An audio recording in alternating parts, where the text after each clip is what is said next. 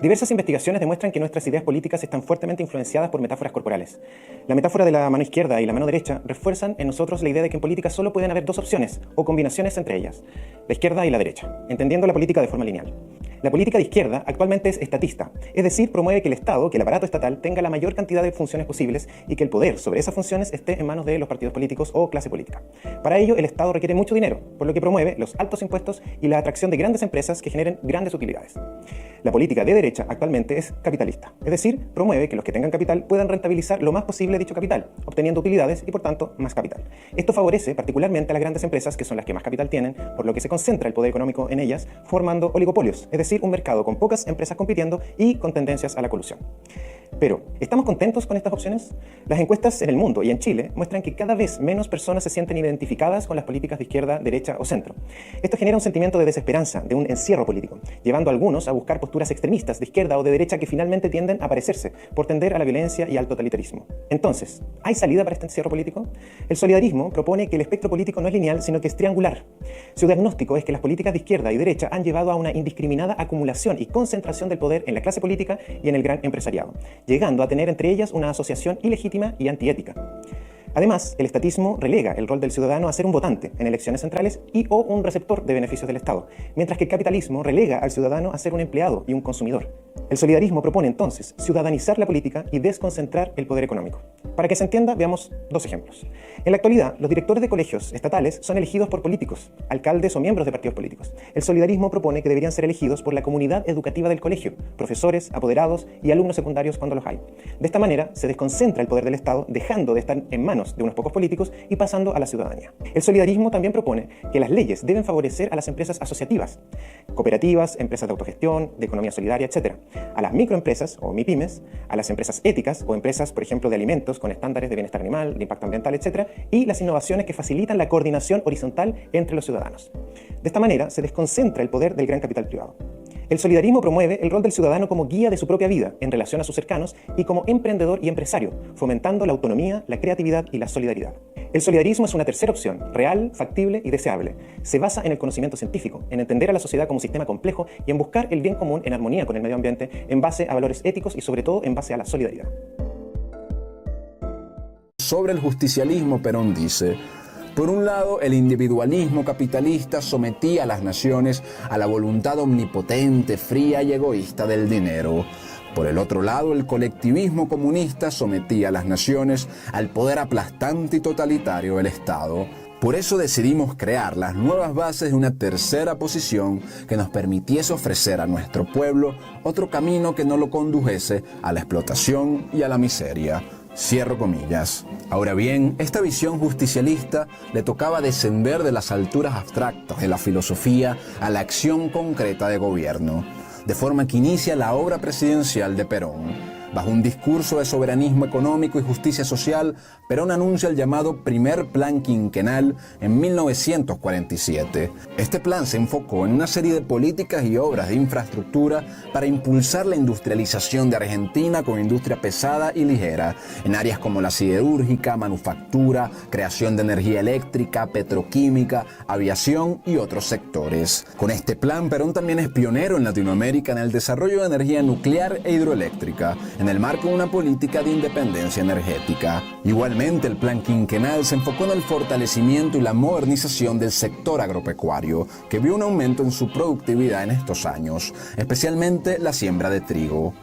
Por último, el plan quinquenal se enfocó en la nacionalización de sectores estratégicos de la economía, como el sector bancario, de los ferrocarriles, el comercio exterior y el sector petrolero y de hidrocarburos. Esta política de nacionalización, vale decir, venía desde gobiernos anteriores al de Perón. El Estado asume con Juan Perón una mayor responsabilidad en la dirección de la economía.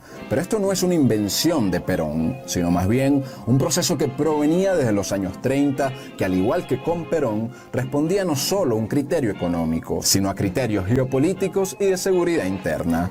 Del mismo modo, Perón considera que el Fondo Monetario Internacional y el Banco Mundial son órganos de coloniaje económico norteamericano, por lo que se rehúsa que Argentina forme parte de los mismos, manejándose a través de convenios bilaterales. Para 1952, el gobierno peronista decide saldar completamente la deuda externa. Argentina pasaba de ser un país deudor de 12.500 millones de dólares a un país acreedor por más de 5.000 millones. ¿Cómo puede explicarse que en un país que está todo por hacerse haya 800.000 personas que no pueden trabajar? No es obligación del gobierno crear eso. Cuando llegó el momento, lanzamos el primer plan quinquenal, que eran 76.000 obras. Indudablemente, al lanzar esas 76.000 obras, todo se puso en movimiento, el país rompió la inercia. La primera consecuencia fue que esos 800.000 desocupados se ocuparon en 2 o 3 meses.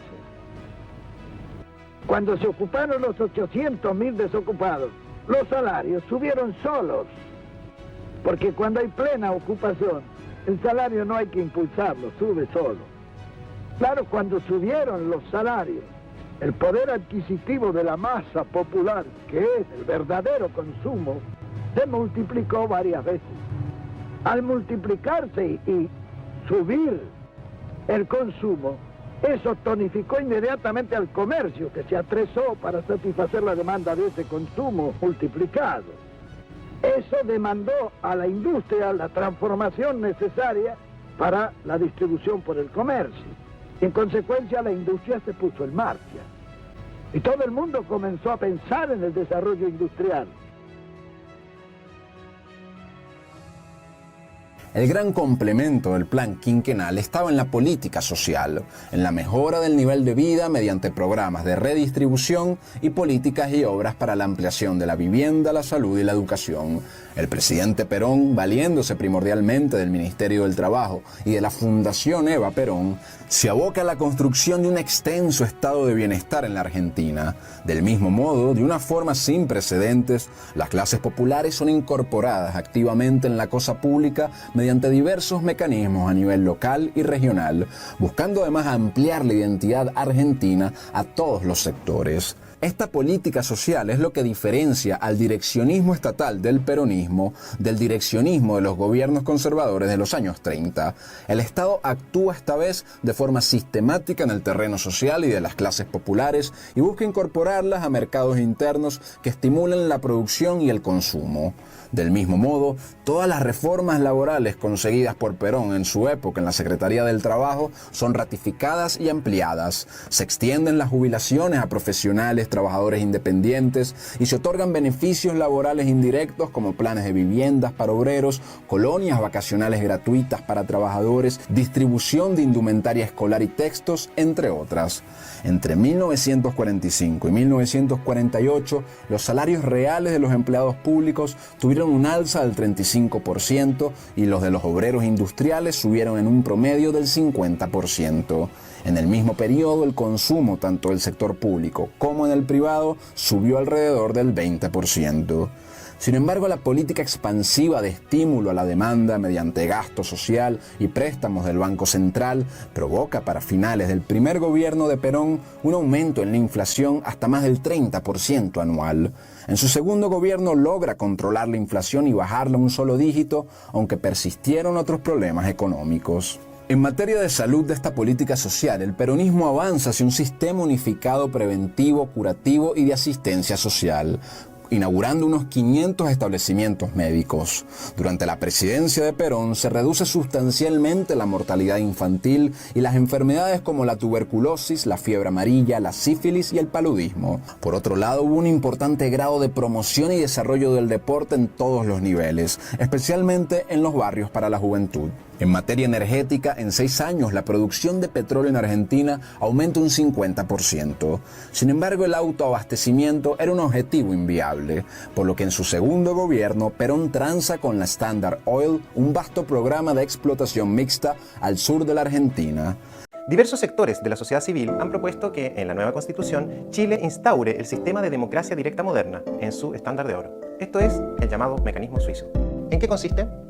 Primero, es importante recalcar que se trata de un complemento de la democracia representativa tradicional. En la democracia representativa, o también llamada democracia indirecta, que es la que actualmente opera en Chile, la clase política, es decir, los altos funcionarios de los partidos políticos y la red de personas que ligadas a ellos viven y se financian ocupando altos cargos en el Estado, propone ciertos candidatos para dirigir el poder legislativo y poder ejecutivo. Elegidos por la ciudadanía mayoritaria, ellos trabajan creando y aprobando leyes y tomando las principales decisiones del Estado hasta la siguiente jornada electoral. El llamado mecanismo suizo de democracia directa complementa este sistema representativo en base a tres simples reglas. Primero, cualquier propuesta de cambio constitucional o tratado internacional debe ser aprobada mediante referéndum. Es decir, la clase política no puede cambiar la Constitución ni firmar acuerdos con otros países sin el consentimiento de la ciudadanía.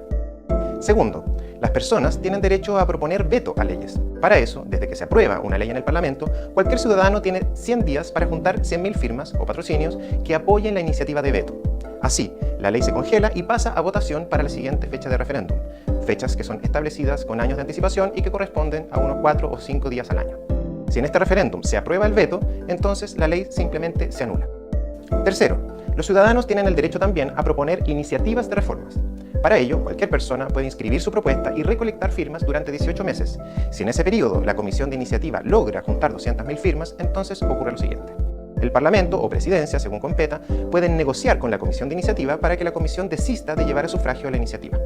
Si no hay acuerdo y la Comisión continúa con la iniciativa, entonces el Parlamento o Presidencia puede hacer una contrapropuesta que se incluye en el voto, de tal manera que los ciudadanos tendrán tres opciones a escoger en el referéndum: la iniciativa ciudadana, la contrapropuesta del Parlamento o Presidencia y la opción por el rechazo de ambas propuestas. En el llamado mecanismo suizo, cualquier decisión tomada por la ciudadanía tiene carácter constitucional, es decir, no puede ser anulada o cambiada posteriormente por la clase política sin que sea aprobada por la ciudadanía mediante referéndum. Este mecanismo fue implementado hace más de 100 años, cuando Suiza era un país pobre, sin educación básica obligatoria, que padecía hambrunas y alta inmigración. Actualmente Chile está mucho mejor preparado que Suiza hace un siglo. Se trata de un sistema simple, no engorroso ni caro para el país, cuyo principal efecto indirecto es que alinea a los poderes del Estado con la voluntad ciudadana. ¿Por qué? Por un lado, porque bajo amenaza de veto, los poderes del Estado tienden a no proponer o aprobar leyes que claramente son impopulares, pues, de ser vetadas, significaría un bochorno político. Por otro lado, bajo amenaza de iniciativa, los poderes del Estado tienden a hacerse cargo de la agenda que la ciudadanía demanda, ya que de lo contrario, las personas pueden juntar firmas y someter dicha agenda a referéndum. En otras palabras, la democracia directa no solamente es más participativa, sino que también hace que la democracia representativa represente mejor a la ciudadanía. Este mecanismo, avalado por los académicos expertos en sistemas democráticos, tiene muchas virtudes. Canaliza las demandas ciudadanas de forma pacífica e institucional, evitando los enfrentamientos violentos y la desestabilización social y económica que ello implica. Alinea las acciones de los poderes políticos con las opiniones y necesidades de la gente. Aumenta la legitimidad del proceso político y de los procesos democráticos, entre muchas otras ventajas ampliamente estudiadas. La democracia directa es una posibilidad concreta para mejorar el sistema político chileno y enfrentar la crisis de las instituciones que vivimos hace décadas. Apoya la democracia directa en la nueva Constitución y difúndela para que sea implementada por la Convención Constitucional. ¿Qué es la política de la persuasión? En la historia han existido esencialmente tres tipos de proceso social o estrategias que explican los cambios estructurales, es decir, las grandes transformaciones en la organización socioeconómica y o política de las sociedades. Las dos más conocidas son la política de la fuerza y la política de la votación. Pero existe una tercera forma que lamentablemente es muy poco considerada, la política de la persuasión. Fue Mahatma Gandhi el primero en reconocerla como estrategia política diferente a la fuerza y a la votación y en acuñarle un nombre. Le llamó Satyagraha, que etimológicamente significa insistencia en la verdad, pero que se la suele traducir como resistencia civil ética. Según Gandhi, quienes pretendan que se implemente una transformación, sean ciudadanos, intelectuales o políticos, no deben intentar tomarse el poder, porque lo único que hace eso es mantener un sistema de dominación, pero con la diferencia de que ahora los que dominan piensan más parecido a los que pretenden la transformación. En vez de tomarse el poder, Gandhi propone que hay que persuadir a los poderosos. Y para eso, las herramientas son la difusión de ideas, el predicar con el ejemplo y las diversas técnicas de resistencia no violenta. Existen casi 200 de estas técnicas, también llamadas no violencia activa. Esta estrategia fue exitosa en India, logrando que el Estado de Inglaterra devolviera el poder político de India a los ciudadanos indios. Una transformación estructural, de forma de gobierno, desde el colonialismo hacia una democracia partidista. Esta estrategia inspiró posteriormente a dos grandes movimientos políticos, liderados por Nelson Mandela y por Martin Luther King. El primero logrando exitosamente una transición equivalente desde el colonialismo hacia una democracia partidista en Sudáfrica, y el segundo logrando el reconocimiento de derechos civiles a los afroestadounidenses en Estados Unidos. Gandhi, Mandela y King fueron enfáticos en defender la forma pacífica de sus movimientos. Sin embargo, estos movimientos no estuvieron totalmente exentos de enfrentamientos violentos. En contraste, dos notables ejemplos exitosos de acción transformadora en la historia fueron estrictamente pacíficos: el paleocristianismo y el feminismo. Los primeros cristianos fueron, por 3 siglos, comunidades asociativas que defendían la nueva religión del amor, a Dios y al prójimo. Su difusión de las ideas cristianas, su prédica con el ejemplo y sus acciones de resistencia no violenta llevaron finalmente, hacia el año 300 después de Cristo, a que el 10% de la población del Imperio Romano adquiriera dicha religión y prácticas. Finalmente, el emperador Constantino y posteriormente Tertuliano fueron persuadidos por el cristianismo de adoptar a la religión cristiana como la oficial y de aplicar las principales medidas políticas defendidas por los cristianos, como la prohibición del secuestro de niñas, fuertes limitaciones al trato de los esclavos y presos, la abolición de la crucifixión y de los juegos de gladiadores, entre otros. De forma equivalente, el movimiento feminista ha logrado muchos cambios políticos en base a la política de la persuasión. Desde no poder siquiera votar en ningún estado democrático del mundo hacia 1850 y con mínimos derechos civiles, el feminismo ha llegado hoy a una enorme cantidad de cambios políticos, incluso mayores a los que se lograron en Estados Unidos con los afronorteamericanos. Solo hablando de Chile, el feminismo logró que, de aprobarse la elaboración de una nueva constitución, la mitad de las personas que la redacten deben ser mujeres, incluso con la independencia de la votación general. Resulta que el movimiento feminista también ha sido rigurosamente pacífico y no se ha basado en la formación de partidos feministas. Se trata de política de la persuasión, estricta, exitosa y pacífica. Existe un modo de estrategia política, de acción transformadora pacífica, viable para generar cambios estructurales en la sociedad y que no tiene la bajísima legitimidad que tiene hoy el uso de la fuerza y los partidos políticos, hacia los cuales en Chile, según la última encuesta PNUD, el 95% de la población confía nada o casi nada. El solidarismo se la juega por la política de la persuasión. Sean políticos solidaristas o cualquier ciudadano solidarista, la propuesta es que se la jueguen por la persuasión, es decir, por centrarse en la difusión de ideas argumentadas, el predicar con el ejemplo y apoyar iniciativas de resistencia civil ética.